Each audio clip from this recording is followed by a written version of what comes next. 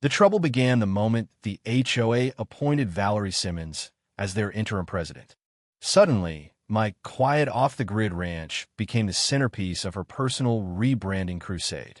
She called it the Rustic Revival Initiative, though in reality, it was a Pinterest nightmare curated by someone with a superiority complex and a thirst for domination.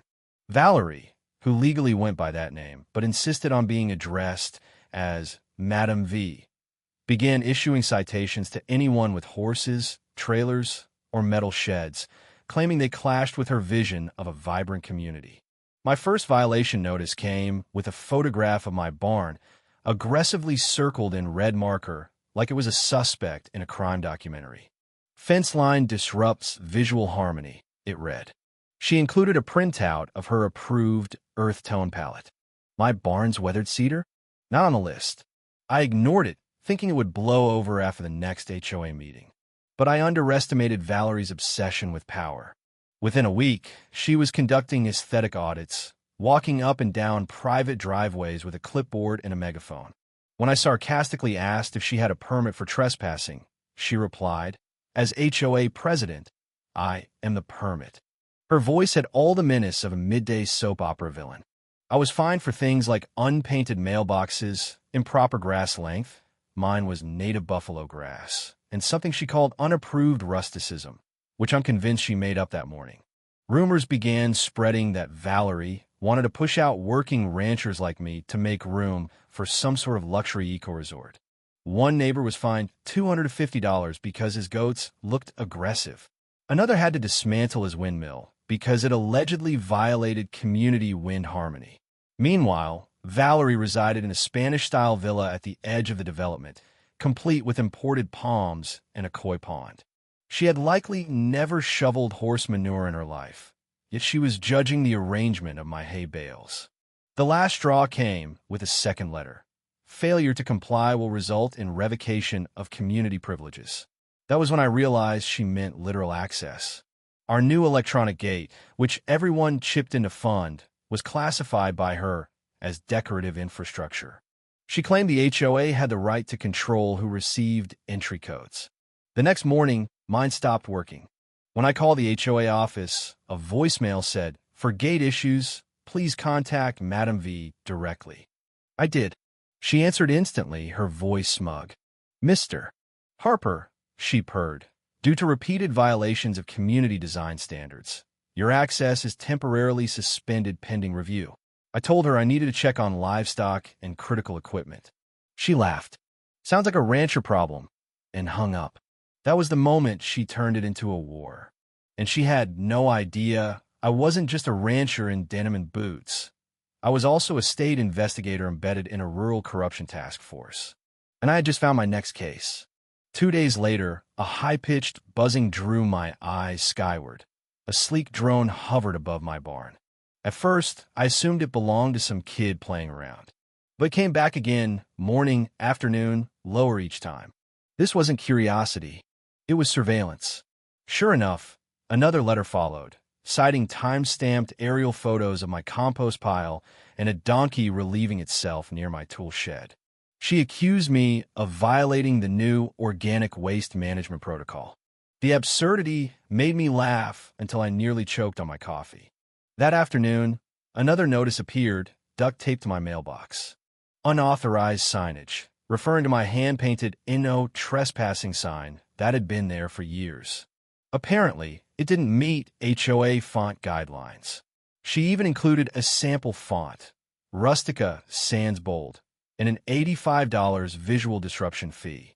Clearly, this wasn't about order. It was personal. Another call to the HOA yielded a new voicemail. "All drone footage has been archived. Disputes are not accepted by phone. Thank you for helping maintain the Ranchstone Reserve aesthetic." Most of my neighbors were longtime ranchers or retirees who couldn't care less about Valerie's vision. Yet she had declared herself monarch of the prairie. So I decided to test her zeal. I parked my old truck by the gate, still locked out, and waited with binoculars and sweet tea. Within minutes, a drone hovered above. The next day, a letter arrived. Abandoned non-operational machinery near shared access property. $150 fine. a QR code linked to drone footage. She had a Dropbox folder titled Non-Compliant Resident. Harper. Valerie wasn't enforcing rules. She was building dossiers. Then came the call from Lester, an old ranch hand who'd lived in the area since the 70s. "You didn't hear this from me," he whispered, "but she applied for a state grant. Said it was for rural beautification. Bought the drones with it." My jaw clenched. Now it was more than harassment. It was misappropriation of state funds. I began collecting everything: letters, drone footage, timestamps, meeting audio. Even interviewed the drone operator, a college kid named Dylan who thought he was filming for an insurance survey. I showed him my badge. His face drained. "She told me it was for risk assessment," he stammered. He handed over all his flight logs and the email request from Valerie. Subject line: Phase 1, Ranch Renewal. I now had proof that Valerie was rerouting HOA fees, submitting fake invoices, and using grant money for unauthorized surveillance. But I needed more, so I let her build her case against me, racking up phantom fines like baseball cards. My neighbors, terrified of drones, started covering windows with brown paper. One was fined for sunset glare off her glass barn doors. Valerie included a chart of solar angles. The final push came with a notice scheduling a full HOA walkthrough of my ranch. That morning, my hidden cameras caught her slipping onto my property unannounced. She wandered for 23 minutes, snapping photos of my irrigation system, haystack, and even opened my livestock feed barrel. Before leaving, she dropped off a notice: excessive rural clutter. That afternoon, my handler called. We had our warrant. But before I could act, Valerie did. I had installed a dummy keypad as bait. She tried to open it with a butter knife, muttering to herself and snapping photos. When my generator kicked on for a power flicker, she panicked and called 911. She claimed to be trapped by a hostile rancher running a surveillance militia. The call was pure theater. Deputies arrived. I greeted them calmly, badge visible. When Valerie realized who I was, her face drained of color. "Ma'am," a deputy said after seeing the footage, "you're the one trespassing." She screeched about being impersonated by a cowboy. One deputy smirked. "Ma'am, that is a cowboy. A real one." She pulled out her rhinestone HOA badge. "I'm the HOA president." "That doesn't authorize you to break into private property," the deputy replied. When she tried to tamper with the dummy keypad again, they cited her for evidence tampering. I watched, smirking. Her 911 call recording became public record and went viral in our local Facebook group. Caption: Valerie calls 911 on a rancher, finds out he's a state cop. From there, it all unraveled. The HOA trailer, which she dubbed the Civic Harmony Command Center, housed receipts for absurd expenses.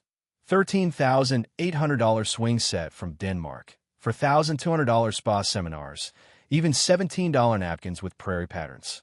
She had faked grant applications, used AI-generated before and after photos, and paid a cousin in Tulsa for landscaping work that never happened. We arrested her during an emergency HOA meeting. She arrived in full regalia, ready to deliver a speech titled, "My Vision is Victory." She never got to read it. The slideshow opened with $3,800 swing set, installed for imaginary children. The room exploded. Cheryl, the treasurer, cried from relief. Dave, a board member, handed over emails where Valerie described her plan to turn the subdivision into a retreat for elite agrarians. Her dream? Goat yoga platforms and moonlight labyrinths. She even created a fake LLC under the alias Willow Sky to purchase properties. One plan involved banning children and renaming the area Serenity Meadows. Her fall from power was poetic. The community replaced her HOA rulebook with a new charter. Clause 1. No resident shall be fined for lawn ornaments, wind chimes, or the natural scent of livestock. She was charged with fraud, grant misuse, and impersonating a public official. Her mugshot, still wearing her rhinestone badge, became a meme. We auctioned off the Danish swing set. Proceeds refunded every neighbor she'd ever find. Our community was reborn. Freedom Field replaced Serenity Reflection Zone.